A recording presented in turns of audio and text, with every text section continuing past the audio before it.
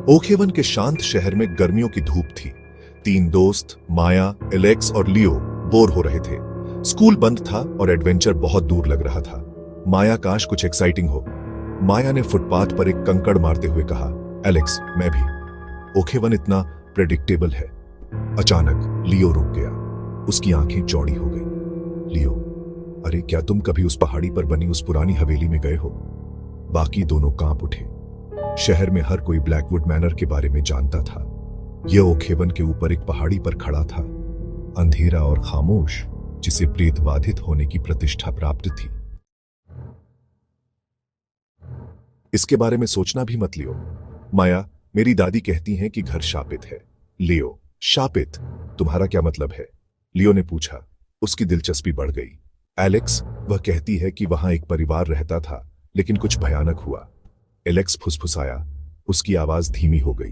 Alex, कोई नहीं जानता कि वास्तव में क्या हुआ, लेकिन वे सभी एक रात गायब हो गए और तब से घर खाली है।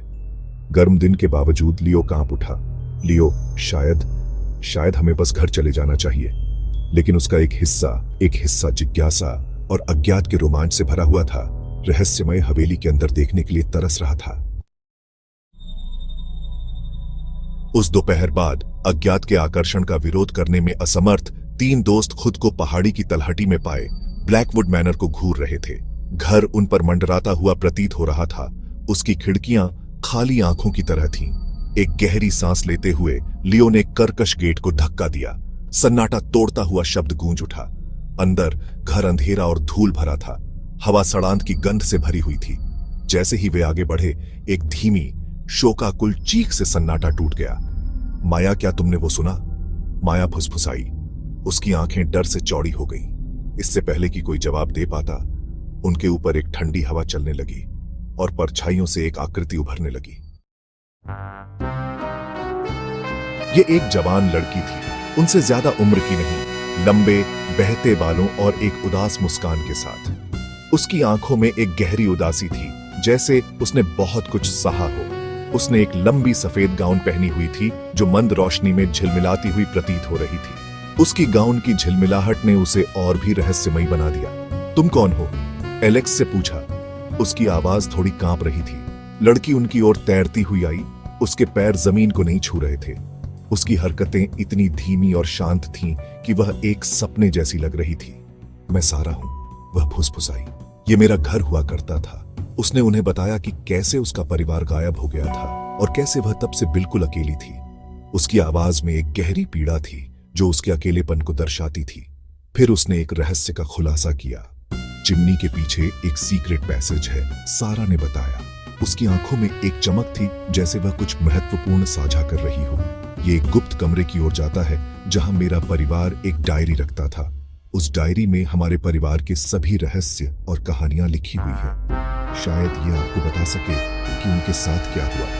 एलेक्स ने डायरी को उठाया और उसे खोलने का फैसला किया, यह जानने के लिए कि सारा के परिवार के साथ क्या हुआ था। सारा के मार्गदर्शन से बच्चों को सीक्रेट पैसेज मिल गया। यह संकरा और धूल भरा था, लेकिन वे इससे होकर गुजरे। उनके दिल डर और उत्साह के मिश्रण से धड़क रहे थे। गुप्त कमरा छोटा और धूल भरा था, जिसमें केवल एक खिड़की से रोशनी की एक किरण आ रही थी। कमरे की दीवारों पर पुरानी तस्वीरें और अजीब निशान थे। बीच में लकड़ी का एक छोटा सा डेस्क रखा था जो समय की मार झेल चुका था, और उसके ऊपर चमड़े की जिल्द वाली एक डायरी रखी थी। जैसे ही उन्होंने डायरी खोली, पन्ने अपने रहस्यों को फुसफुसाते हुए प्रतीत हुए। डायरी में एक परिवार की कहानी थी जिन्होंने एक भयानक तूफान का सामना किया था, और उस तूफान के दौरान वे आश्रय की सख्त तलाश में थे, लेकिन उन्हें कोई सुरक्षित स्थान नहीं मिला। अंत में वे एक रहस्यमय ढंग से गायब हो गए। उनकी खोज में कई लोग आए, लेकिन रहस्य को अनसुलझा छोड़कर वे भी असफल रहे। डायरी अचानक समाप्त हो गई, जैसे कि किसी ने उसे अधूरा छोड़ दिया हो। निराश लेकिन दृढ़ निश्चयी बच्चे गुप्त कमरे से निकले।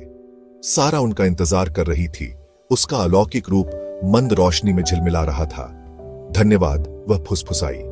आपने मुझे उम्मीद दी है कि एक दिन कोई मेरे परिवार के साथ क्या हुआ, इसकी सच्चाई का पता लगाएगा। हम वादा करते हैं कि हम ढूंढते रहेंगे। सारा, माया ने कसम खाई। उसकी आवाज नए साहस से भर गई। और एक आखिरी उदास मुस्कान के साथ सारा फीकी पड़ गई, बच्चों को पुरानी हवेली की खामोशी में अकेला छोड़कर। जैसे ही सूरज डूबने लगा, आसमान में लालिमा छा गई। धूल भरी फर्श पर लंबी परछाई पड़ने लगीं, जैसे कि वे किसी अनजाने रहस्य की ओर इशारा कर रही हों। बच्चे ब्लैकवुड मैनर से बाहर निकल गए। उनके चेहरों पर एक अजीब सी शांति थी। उन्होंने सारा के परिवार के रहस्य को सुलझाया नहीं था, लेकिन उनके मन में कई सवाल थे। लेकिन उन्होंने एक दोस्त बना लिया था जो उनके साथ इस रहस्यमयी सफर में था, और उन्होंने अपने डर का सामना किया था। अंधेरे कमरों में छुपे डर अब उनके लिए उतने भयानक नहीं थे। पुरानी हवेली अभी भी ओखेवन के ऊपर पहाड़ी पर खड़ी थी, जैसे कि वह अपने रहस्यों को छुपाए रखना चाहती हो, लेकिन अब यह इतनी खतरनाक नहीं लग रही थी। हवेली की खिड़कियों से झांकती रोशनी में एक नई उम्मीद की किरण थी। यह दुख की जगह थी, हाँ, लेकिन इसमें छुपे रहस्य और भी गहरे थे, लेकिन रहस्य और आशा की भी। यह जगह अब उनके लिए एक नई शुरुआत का प्रतीक बन गई थी, और जैसे ही वे हाथ में हाथ डाले चले गए, उनके दिलों में एक नई उम्मीद थी। वे जानते थे कि वे ब्लैकवुड मैनर में अपने साहसिक कार्य को कभी नहीं भूलेंगे और उन पलों को हमेशा याद रखेंगे।